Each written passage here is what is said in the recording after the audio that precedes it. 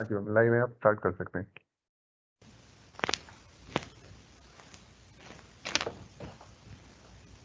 Hello everyone, आज हम अपना सेकेंड लेक्चर शुरू करेंगे विच इज़ ऑन म्यूज़ियम।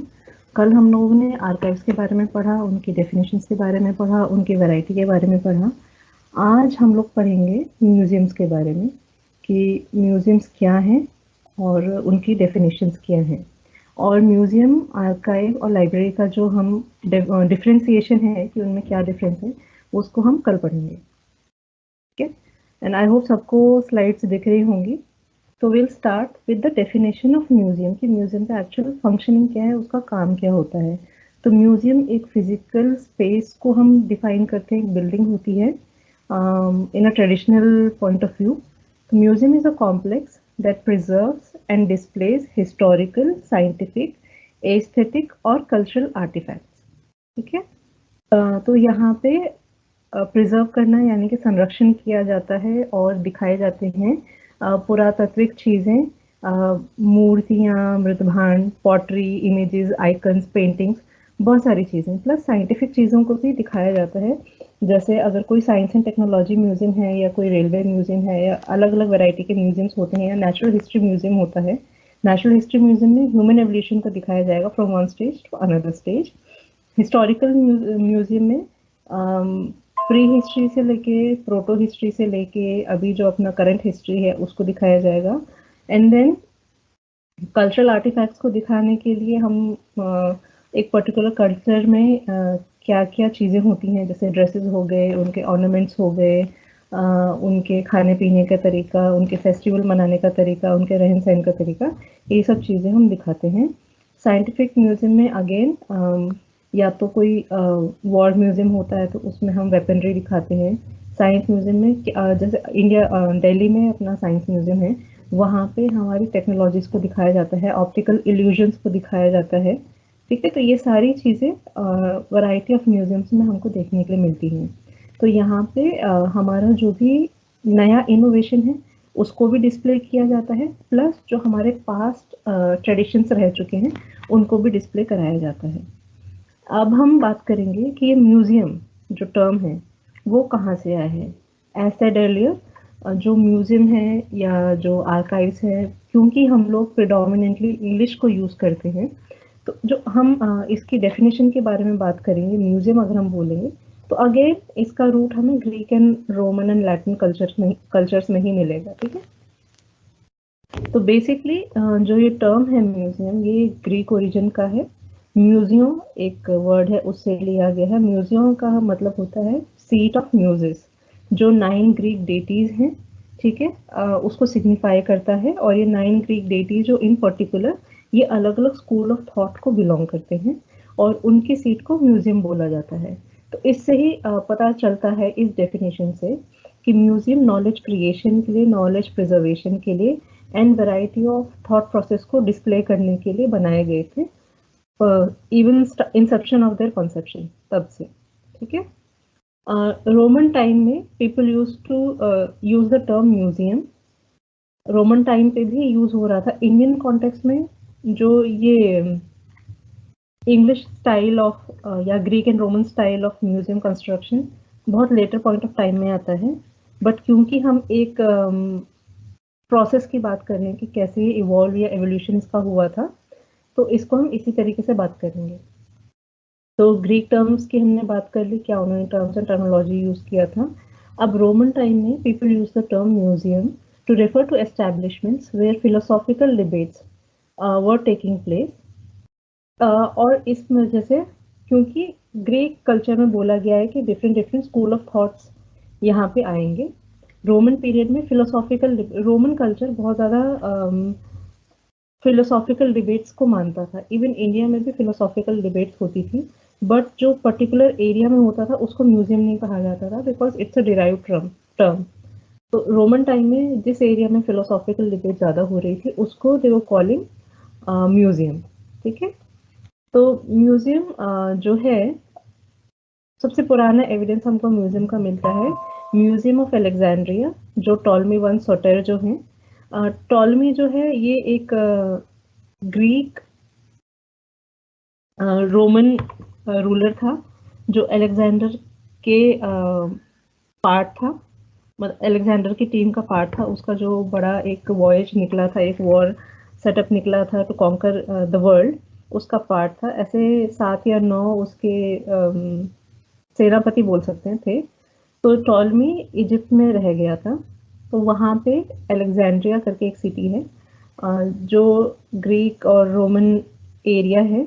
वहाँ पे टॉलमी ने अपना बेस, अपना कैपिटल बनाया।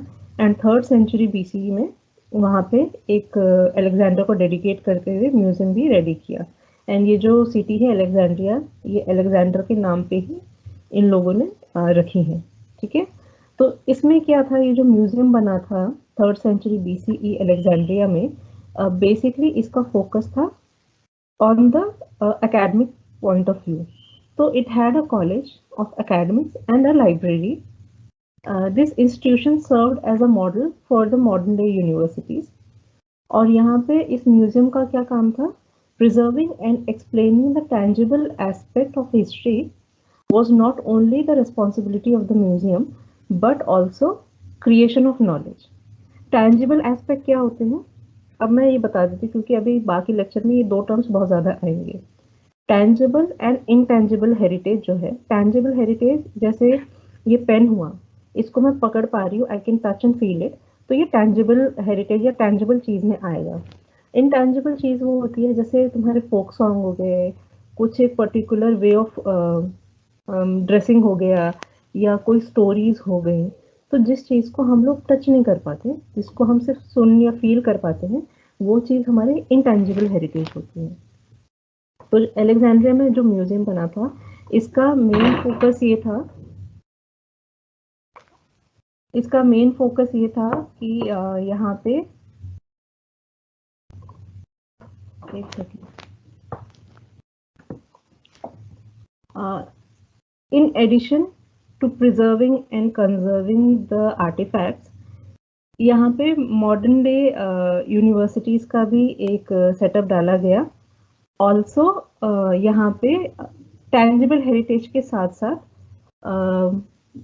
बाकी चीज़ों को भी इम्पोर्टेंस दी गई। 14th सेंचुरी यूरोप में म्यूजियम जो टर्म था उसको दोबारा यूज़ किया गया था लॉरेंजो डी मेडिची के जो collection of art and artifact था उसको एक्सप्लेन करने के लिए। ठीक है, अब लॉरेंजो डी मेडिची कौन है? लॉरेंजो डी मेडिची एक इम्पॉर्टेंट फिगर है फ्लोरेंस का। और इसका बहुत बड़ा योगदान है फ्लोरेंस एज अ सिटी को एमर्ज करने में। इसके फोरफादर्स जो थे बहुत हम्बल बैकग्राउंड से आते थे, बट इसने वहाँ पे पावर को अपना आधिपत्य स्थापित किया, अपना पावर एस्टैब्लिश किया, and he became the first face of Florence. तो बहुत ज़्यादा आर्ट, कल्चर, इन सब चीज़ों को लॉरेंजो डी मेडिची ने पेट्रोनाइज किया। ठीक है, इसने बनवाई ये चीज़ें। तो बेसिकली एक स्कल्पचर ऑफ डेविड है, और बहुत सारे आर्टिस्ट थे जो लॉरेंजो डी मेडिची ने जिनको स्पॉन्सर किया था। इस वजह से 14th सेंचुरी यूरोप में लॉरेंजो डी मेडिची एक इम्पॉर्टेंट फिगर हो जाता है। बेसिकली एक ट्रेडर था, कोई राजा नहीं था, बट इसका पावर इतना था that he was considered as one of the kings of Florence.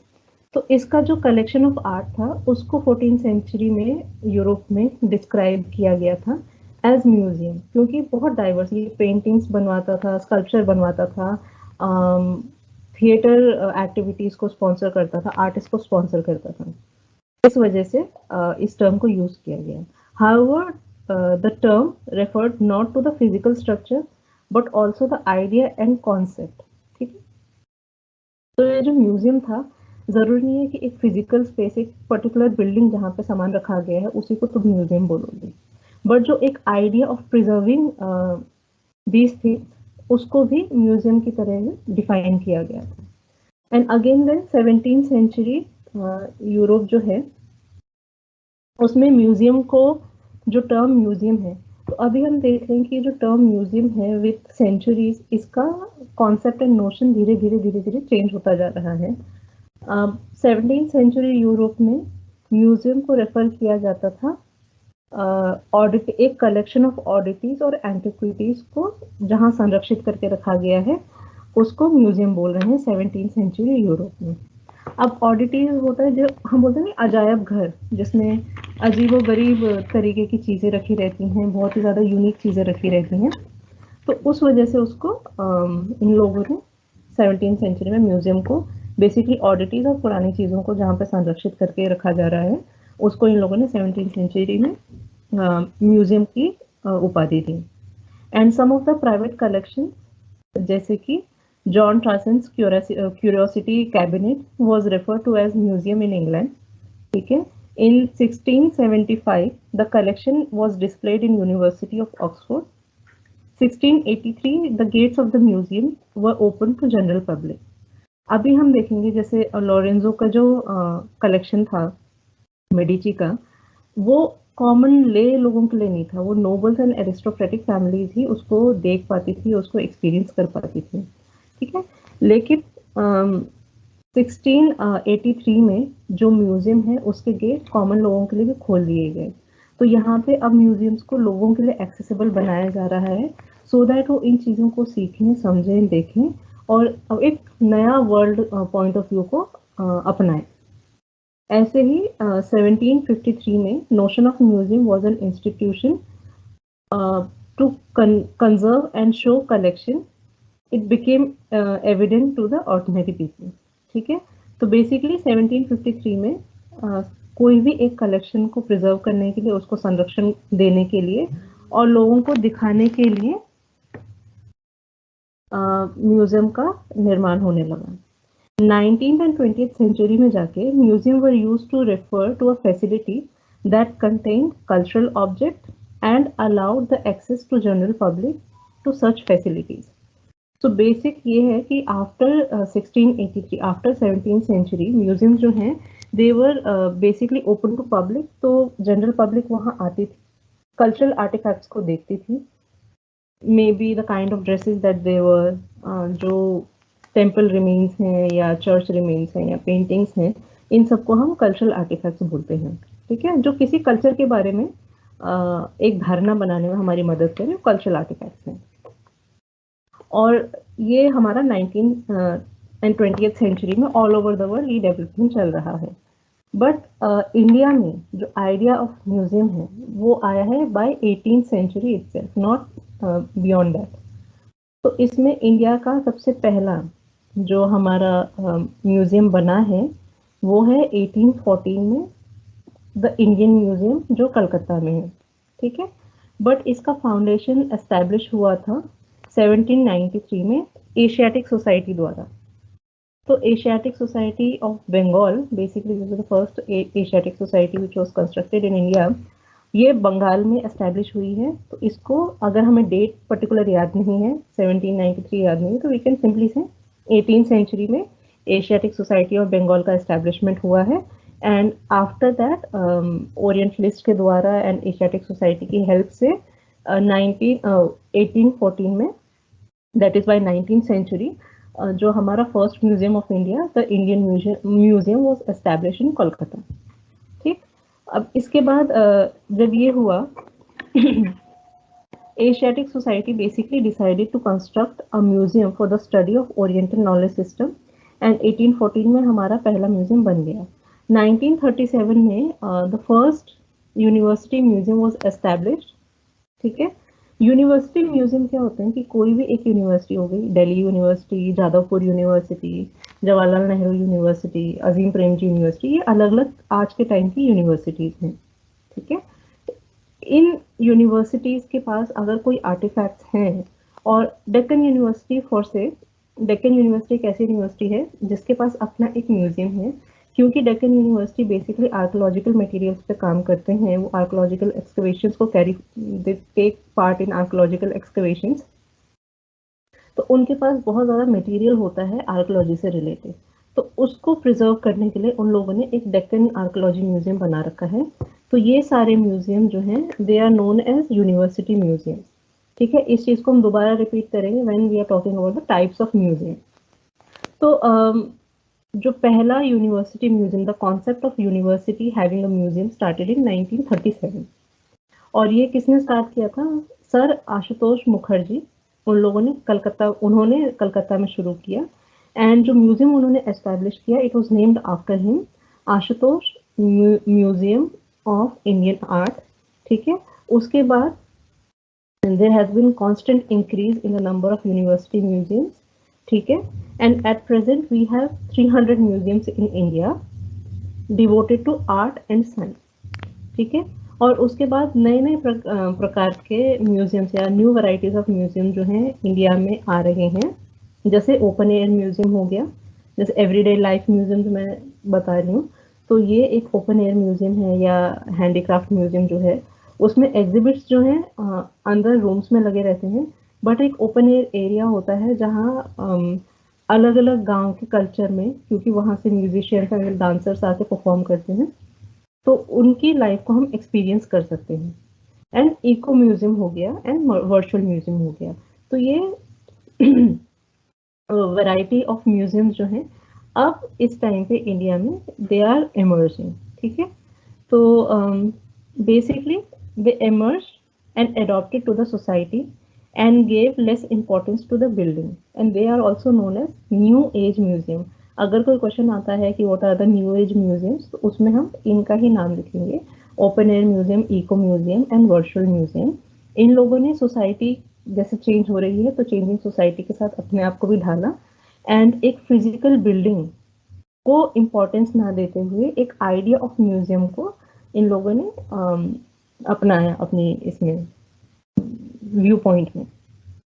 ठीक है, तो open air museum is a collection of structures and monuments conserved as artifacts. Eco museum में है, it explores the element of outdoor setting, like the Museum of Everyday Art that I told you by Sanskriti Foundation, Surajmal Vihar में। And virtual museum जो है, electronic version of museum which relies on physical museum for collection, maintaining and interpreting the physical objects on display. So basically जो virtual museum है, जैसे मैंने पहले ही बोला था कि NGA में हो गया, नेशनल म्यूजियम हो गया, IGNCA एक इंस्टीट्यूट है, it's not a museum but they have a virtual collection. तो ये लोग क्या करते हैं कि अपने म्यूजियम को या इन चीज़ों को सेटअप करने के लिए एक ऑलरेडी एग्जिस्टिंग म्यूजियम से उनके आर्टिफैक्ट्स को डॉक्यूमेंट किया जाता है और इसको प्रिजर्व किया जाता है ऑनलाइन। तो वर्चुअल म्यूजियम किसी के पास भी, जिसके पास इंटरनेट है, हाई स्पीड इंटरनेट चाहिए, क्योंकि वर्चुअल म्यूजियम अपलोड होने में टाइम लेता है, so you need a better connection, 1 GB का एटलीस्ट डेटा होना चाहिए। तो जिसके पास ये सारी फैसिलिटीज हैं, they can easily access the virtual museum. ठीक है, अब इसके बाद हमारा नेक्स्ट हम डेफिनेशन के पास जाएंगे। तो museums not only preserves its collection of artifact, but also other things like scientific interest, historical, cultural and artistic interest. The objects at display in a museum can be permanent or temporary. तो ये बहुत important चीज़ है। जैसे अगर national museum में भी आप लोग जाओगे, तो नेशनल म्यूजियम में कुछ कुछ कलेक्शंस होते हैं, जैसे ऑर्नामेंट कलेक्शन हो गया, या उनका एक वॉर कलेक्शंस है, जिसमें जो डिस्प्ले है वो चेंज होता रहता है। ठीक है, लेकिन कुछ कुछ परमानेंट एग्जिबिट्स हैं, जैसे हरप्पन गैलरी हो गया, कॉइन गैलरी हो गया, या गुप्ता गैलरी हो गया। तो ये सारे एग्जिबिट्स वहाँ परमानेंट हैं, लेकिन कुछ कुछ हैं जो वीकली लगते हैं या मंथली लगते हैं। ठीक है, तो म्यूजियम में जो कलेक्शन है वो परमानेंट भी होता है और टेम्पररी भी होता है। अब डेफिनेशंस हम म्यूजियम की कैसे बात करेंगे। आईकॉम जो है, आईकॉम है हमारा इंटरनेशनल काउंसिल ऑफ म्यूजियम। ठीक है, इंटरनेशनल काउंसिल है, तो डेफिनेटली जब इसका एस्टैब्लिशमेंट हुआ था, तो यहाँ पे डेवलप्ड कंट्रीज ही ज़्यादा पार्ट लेते थे। ठीक है, developed country, basically developed country वही कंट्रीज हैं who were once upon a time colonisers. ठीक है, तो उनका point of view is different from the point of view of the colonies. ठीक है, तो बेसिकली जो आईकॉम है, it is international council of museum. इन्होंने पहली बार अटेम्प्ट किया था in order to define the role and purpose of museum. ठीक है, अब रोल ऑफ म्यूजियम को इन्होंने क्या डिफाइन किया कि म्यूजियम्स कैन बी परमानेंट और temporary, they can be used as a source for income generation. ठीक है, अब museum as a source of income generation कब होता है? जब ये किसी एक प्राइवेट अथॉरिटी के पास जाता है। ठीक, जैसे अक्षरधाम में अगर हम जाएंगे तो अक्षरधाम में उनका अपना एक अक्षरधाम म्यूजियम है, जिसकी टिकट एक्सपेंसिव है, बट उस स्ट्रक्चर को, उस इंस्टीट्यूट को मेंटेन करने के लिए वो फीस लगेगी। तो इस तरीके से म्यूजियम्स होते हैं जो पर्टिकुलर इंडिविजुअल बॉडीज के थ्रू चलाए जाते हैं।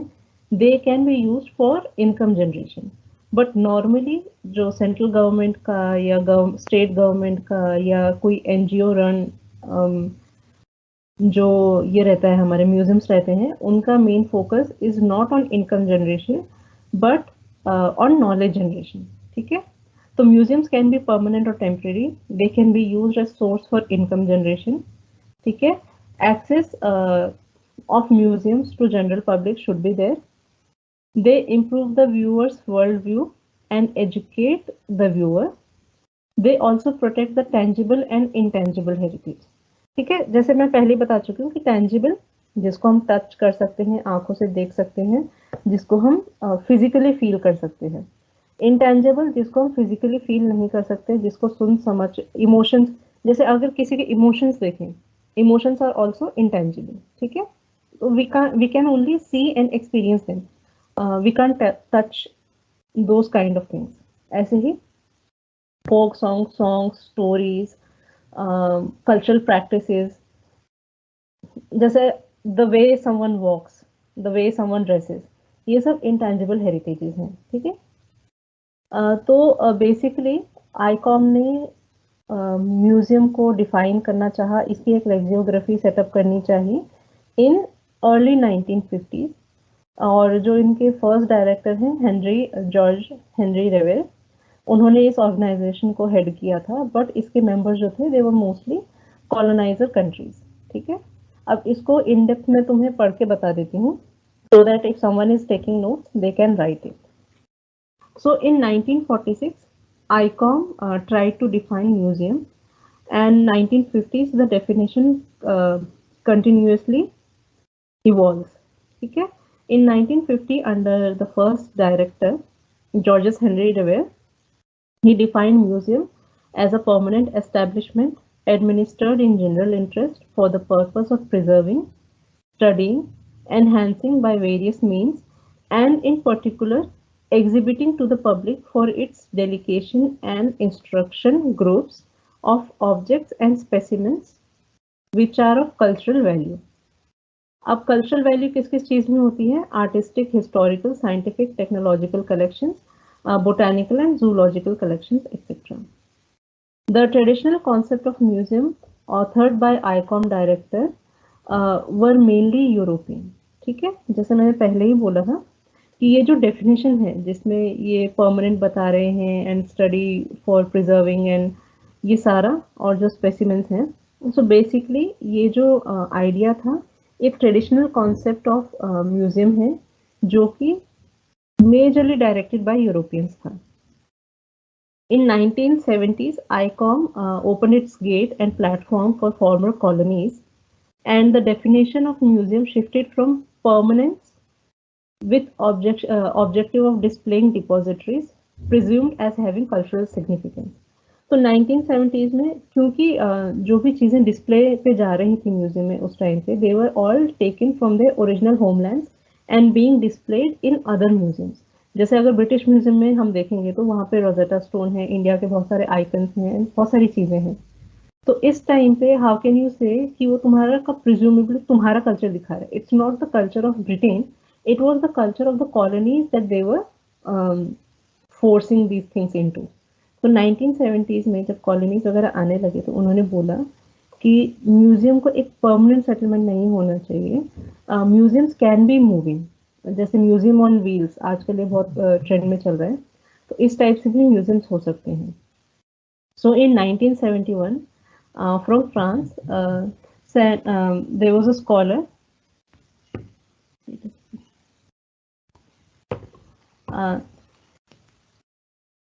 Stanislas Edotevi in the 9th ICOM conference acknowledged that museums were theoretically and practically attached to European world, to a particular class and a certain cultural perspective.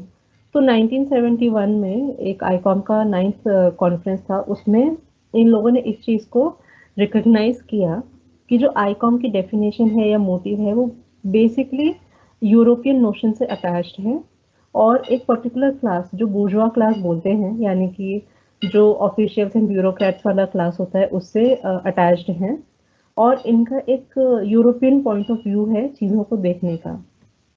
Thus, in coming years, UNESCO and ICOM discussed the role of museum in relation to the social and economic needs of the modern day. Then, in 1977, many committees were established and a collaborative terminological research project was started. International Committee of Documentation and International Committee for Museology participated in this endeavor. They produced a vocabulary for museum which was successful in countries like Soviet Union, East Germany, Czechoslovakia, and Poland, but was not translated worldwide. Language and cultural tradition differences were the reason for the failure of this endeavor. तो basically इन लोगों ने अपनी biases को जाना, इन्होंने अपनी prejudices को जाना, इन्होंने जाना कि हम जो एक पर्पस लेके चल रहे हैं ये बायस हो सकता है, ये बाकी कंट्रीज को फायदा नहीं पहुंचा रहा है। एंड जो east Germany and Czechoslovakia, Poland, यहाँ पे मोस्टली जर्मन चलती है, तो इस वजह से भी यहाँ पे इश्यूज आ रहे थे कि अगर कोई जर्मन टर्म एंड टर्मिनोलॉजी हम किसी चीज़ के लिए यूज़ कर रहे हैं तो बाकी कंट्रीज में, जैसे कि सोवियत रशिया में जहाँ रशियन चलती है, लोग समझ जाएंगे बट उतना फॉलो नहीं कर पाएंगे। कोई भी जर्मन टर्म अगर इंडिया में यूज होता है तो we don't connect with it that much. ऐसे ही अगर कोई इंडियन कॉन्टेक्स्ट का संस्कृत टर्म किसी और चीज़ के लिए यूज हो रहा है तो मे बी बाकी कंट्री उसको नहीं समझ पाएंगी।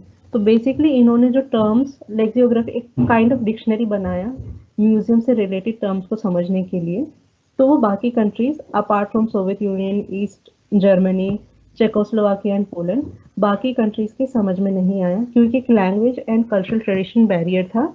जो क्योंकि एक लैंग्वेज जो है वो अपने कल्चर में एम्बेडेड होती है।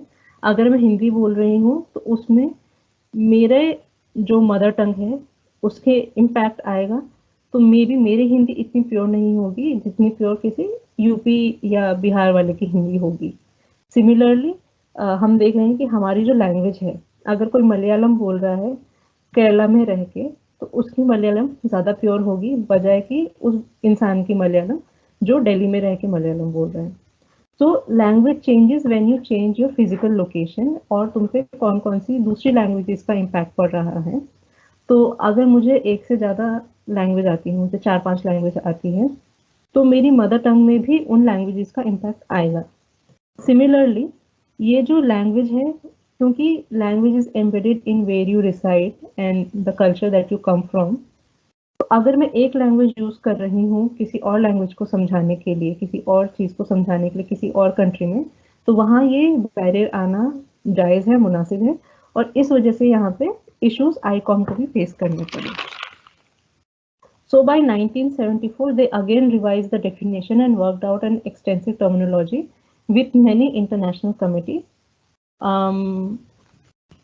उसके बाद they defined a museum as a non-profit making permanent institution in the service of society and its development, and it was open to public, which acquires, conserves, researches, communicates, and exhibits for the purpose of the study, education, enjoyment and material evidence of man and environment. ठीक है, तो basically इन लोगों ने क्या क्या चीज़ें add की main definition में, कि म्यूजियम एक्वायर भी कर सकता है, कि अगर बेसिकली नेशनल म्यूजियम में जो डांसिंग गर्ल है उसको एक्वायर किया गया था।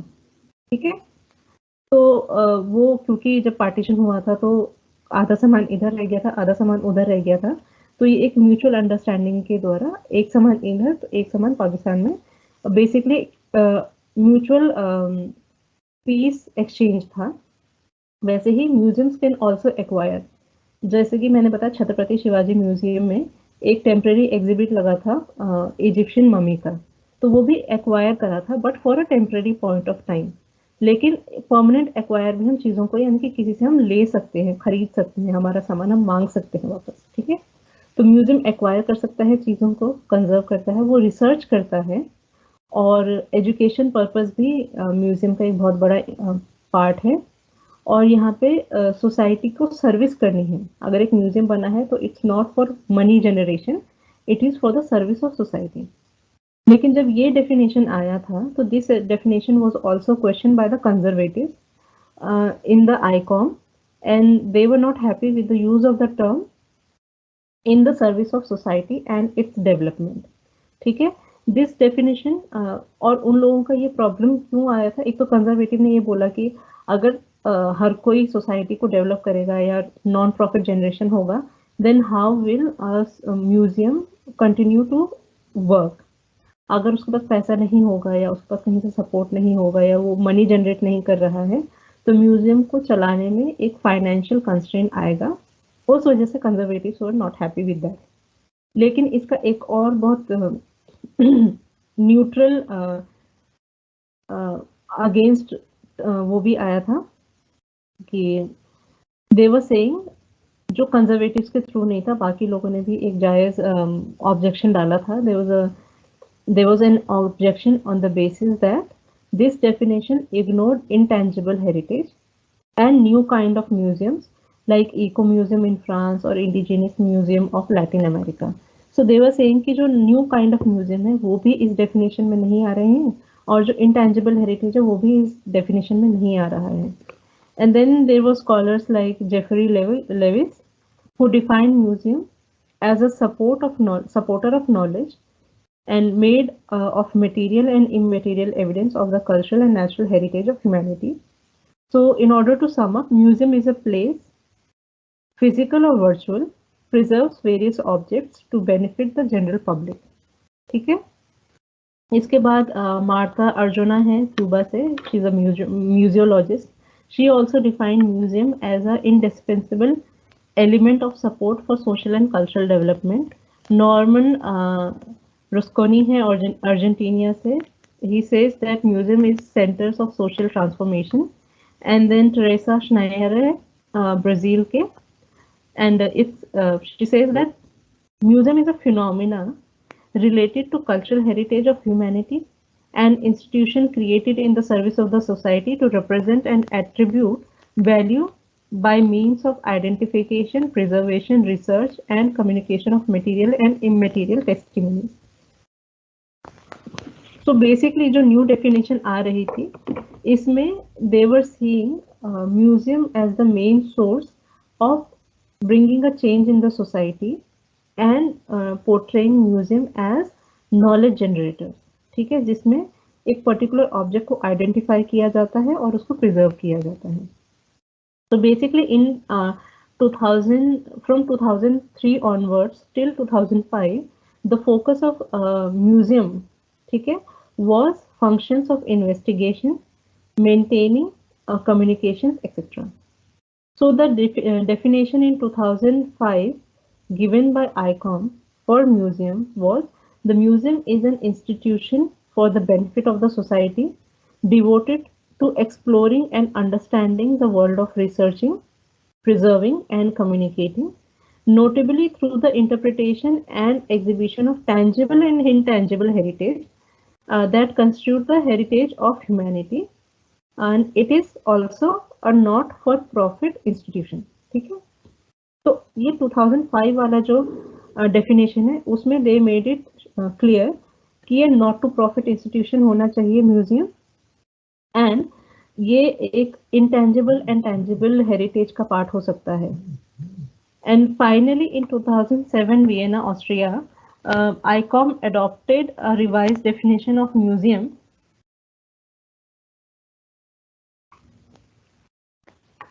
in which it was decided that a museum is not for profit permanent institution in the service of society that researches, collects, conserves, interprets and exhibits tangible and intangible heritage. It is often it is open to public, accessible and inclusive. क्योंकि कई जगह पे publicly तो open था but उसका access फिर भी कई बार लोगों को ओपन नहीं किया जा रहा था, mostly in European countries where there is a racial discrimination. तो म्यूजियम्स में भी इस चीज को लागू कर, मतलब इस चीज को प्रैक्टिस कर रहे थे। So that's why in 2007 they made it open to public and accessible and inclusive. Inclusive मतलब उसमें सब लोग आ सकते हैं। Inclusive museum foster diversity and sustainability. इस वजह से इन लोगों ने इस डेफिनेशन को इतना एलैबोरेट बनाया था। They operate and communicate ethically, professionally with participation of communities offering varied experiences for education, enjoyment, reflection, and knowledge sharing.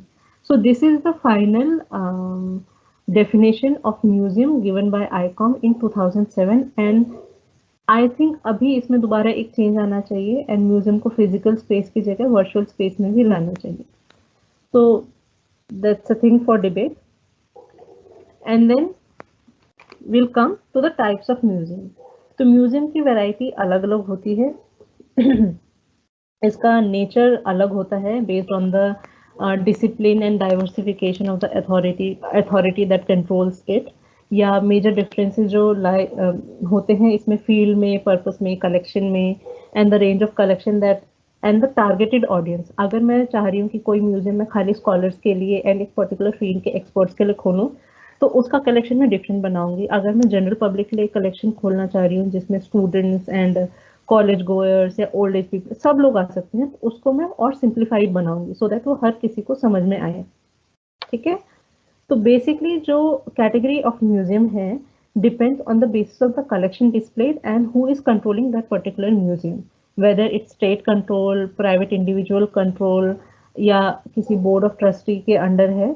वो सब चीजें भी डिफाइन करती हैं कि किस तरीके का म्यूजियम बनेगा। ठीक है, so basically on the basis of the collection of museum we can broadly divide the museum into 6 varieties: art museum, archaeology museum, ethnography museum, natural history museum, science and technologies museum.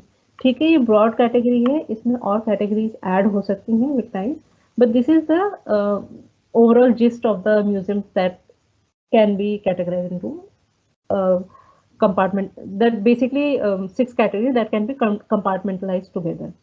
ठीक है, तो 6 major categories of museum on the basis of collection है। Then on the basis of who controls them उसका एक अलग division आता है। तो बेसिकली जितना divergence in the category of museum exhibit होगा उतना ही ज्यादा मुश्किल उस म्यूजियम को कंट्रोल करना और संभालना होगा।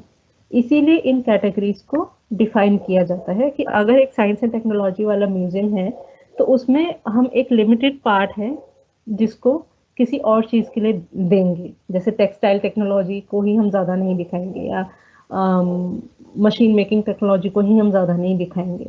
तो वो सारी चीजें हमें ध्यान रखनी होती हैं जब हम एक म्यूजियम का कलेक्शन बनाते हैं। ठीक है, and then there are multi disciplinary museum, ठीक है, which may or may not be controlled by a board of trustee. तो बोर्ड ऑफ ट्रस्टी का क्या मतलब होता है कि एक ग्रुप ऑफ ट्रस्टी होते हैं मेजरली बिलोंगिंग टू मर्केंटाइल और ट्रेडिंग कम्युनिटी। सो बिजनेसमैन वगैरह अगर हैं तो वो अपना एक म्यूजियम बनाते हैं, जैसे कि छत्रपति शिवाजी म्यूजियम मुंबई में है। It's a very prominent museum which is at par with national museum and the Indian museum of Calcutta, but क्योंकि ये एक बोर्ड ऑफ ट्रस्टी का म्यूजियम है and it is not controlled by any government, इसमें बहुत सारे मल्टी डिसिप्लिनरी चीज़ों को एग्जिबिट किया जाता है। It's a really big museum, तो इफ यू कैन विजिट तो एक बार जाके देखना। और इसका जो आर्ट गैलरीज हैं दे आर वेरी डाइवर्स। ठीक है, सो जो मल्टी डिसिप्लिनरी म्यूजियम होते हैं they are combination of natural history, art, archaeology, ethnography, specially at the regional or state level in India. ठीक है, in such museums difference of categorization exists according to the nature of object. For example, folk art display होगा, tribal art होगा, crafts, sculpture होगा, in stone, bronze, terracotta, paintings होंगी, palm leaf paper होंगे, wall पे wall decorations वगैरह होंगी तो उसको दिखाएंगे।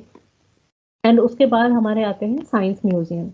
ठीक है, तो साइंस म्यूजियम जो है वहाँ पे पर्टिकुलरली विल से कि यहाँ पे प्योर साइंस और अप्लाइड साइंस वाला होगा, माइनिंग एंड मेटलर्जी के बारे में होगा, technology, textile technology, print technology and varied other technologies उसको यहाँ पे दिखाया जाएगा।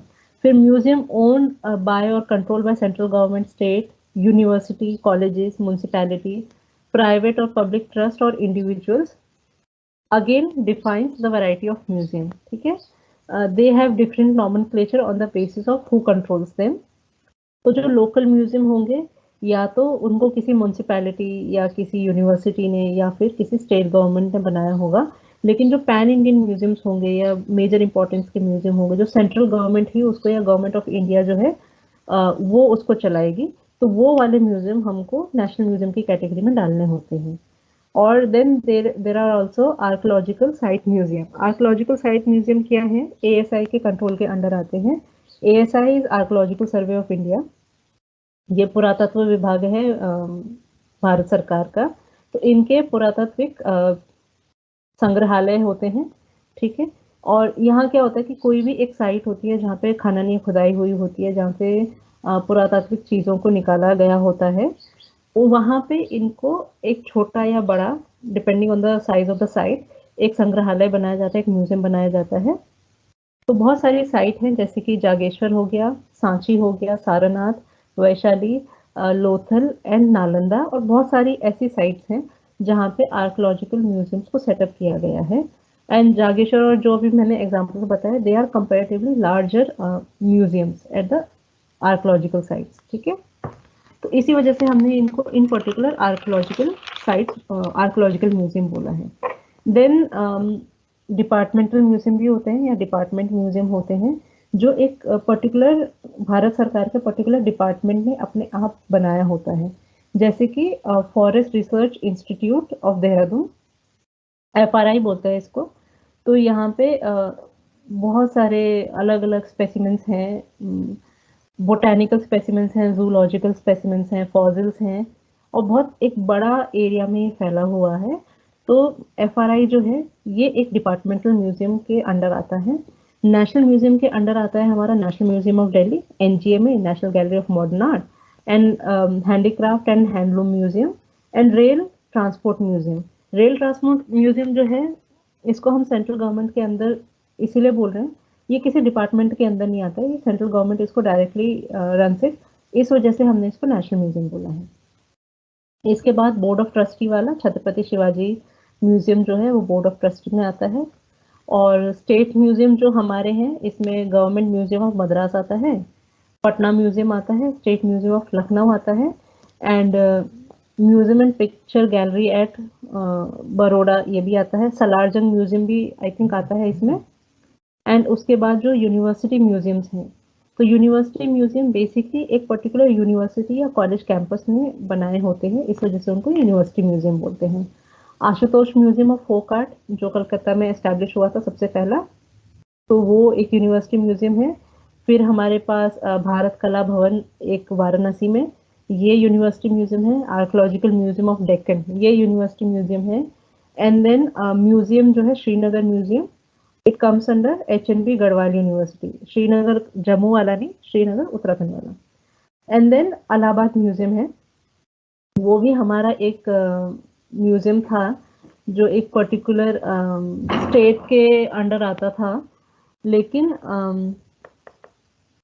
इसको गवर्नमेंट ऑफ इंडिया ने अपने अंडर रखा है, इस वजह से अब it also is coming under the national museum, ठीक है। सो अभी हमारा क्लास हो गया खत्म।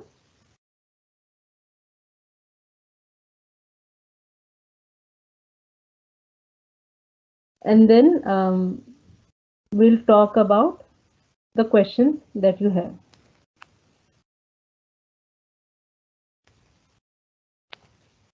मेरी स्लाइड सब लोगों को दिख रही थी? अगर नहीं दिखा है तो मैं दोबारा से एक बार स्लाइड शो कर देती हूँ जस्ट इन केस।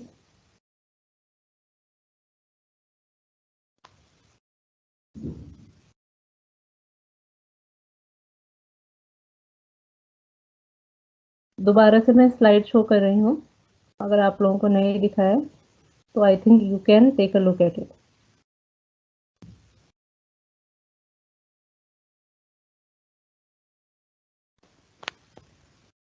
ये इंट्रोडक्शन है जहाँ पे हमने वैरायटी ऑफ डेफिनेशंस के बारे में बात की थी और कैसे ये म्यूजियम का जो कॉन्सेप्ट है इवॉल्व हुआ है विद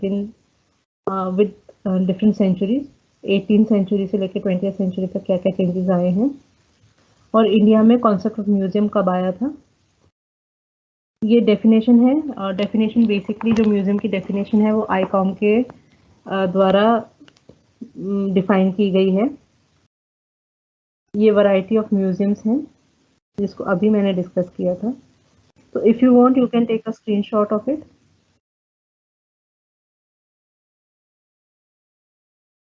ठीक है,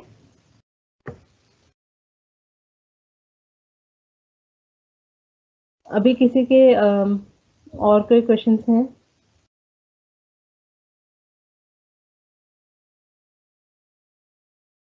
ठीक है, अगर और कोई सवाल नहीं है तो आज की क्लास हम लोग यहीं पे ख़त्म करते हैं। किसी के और कोई सवाल हैं तो प्लीज़ वो बता दें, आप लोग चैट बॉक्स में लिख सकते हैं। Okay, if there are no further questions तो ये सेशन यहीं ख़त्म करते हैं। वील मीट अगेन टुमारो जिसमें हम difference between archive, library and museum उसके बारे में बात करेंगे। ठीक है, thank you everyone, bye bye.